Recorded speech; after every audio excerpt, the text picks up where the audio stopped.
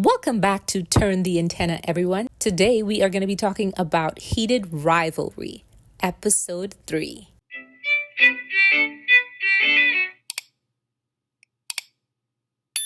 This episode was beautiful. I enjoyed this episode so much. I have not read Game Changers. As you know, Heated Rivalry is book 2 in the Game Changers series. And so the first book is called Game Changers. It is the story of Scott and Kip. Scott and Kip comes up in Ilya and Shane's story later on. And so I thought it was a really good touch to give a short breakdown of their relationship before they're introduced in Shane and Ilya's story later on.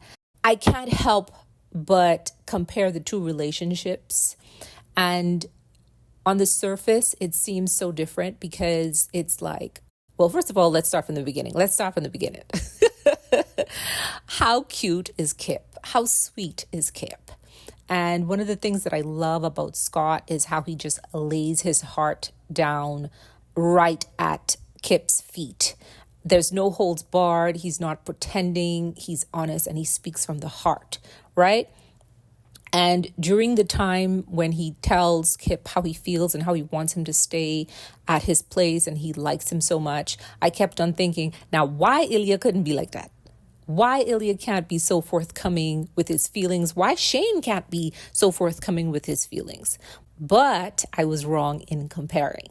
Right? Because as we see, they too face the same issues that Ilya and Shane face. That of acceptance, that of the taboo of just loving somebody, and not being accepted by society on the whole. They face rejection and ridicule. The dynamics are kind of different in the way that both couples express their feelings towards each other. But we also have to keep in mind that Scott is slightly older. And so he's been in the game. He's been in the game. But Kip is so cute and he's ready to live that domesticated lifestyle. He's ready to just be in love. And Scott is too. But man, when he was like, it'd only be a couple of years, I was like, what planet is he on? I think it's unfair to say that to somebody, it's very unfair to assume that or to try to get them to be okay with that. I wasn't down with that at all. He lost me right there. But big ups to Kip for walking away. Big ups to him. He did a great job, and that scene when he went to hug his dad, oh my gosh, that was so sad when he started crying. Oh, listen, these characters are so sweet. They are so sweet. I love that they are sticking to the source material for, at least with Shane, I know that he, is so heartfelt and he cries when he needs to cry. So I'm assuming it's the same way with Game Changers when it comes to Kip and Scott's story. And I don't know if you guys notice, but I believe that when the producers or the directors or the cinematographers of these shows and movies use lighting, it's very purposeful. The vividness of the color, shade of color that they use is very purposeful. So I thought it was very interesting that for Ilya and Shane's first time that it was orange and mainly reds in the background, as opposed to Kip and Scott, it was blue and gray tones.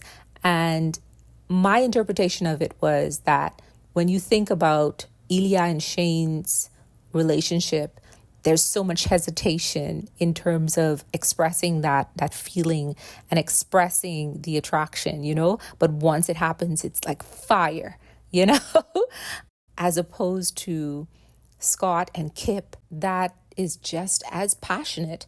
However, it's a more confident and a more laid back and a more accepting of one's self type of intimacy, right? Because it's just, I don't know, it's just different. It's different for that first time. And I know that they use different colors with them at different times when they were intimate. But I just wanted to point out like their first time for both couples and the lighting choice that was used.